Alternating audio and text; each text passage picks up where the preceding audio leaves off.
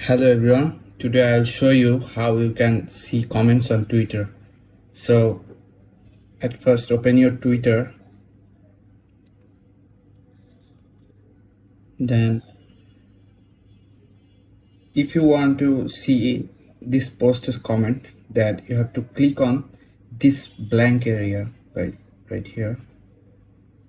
Yeah, as you can see, now you can watch whatever someone wrote in the comment, as you can see.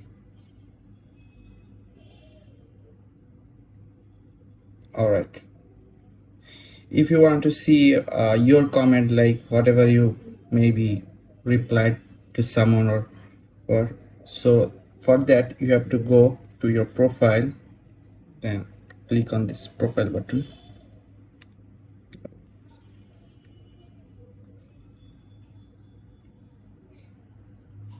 then you have to click on replies. As you can see, I replied in 2 posts here. This is my reply.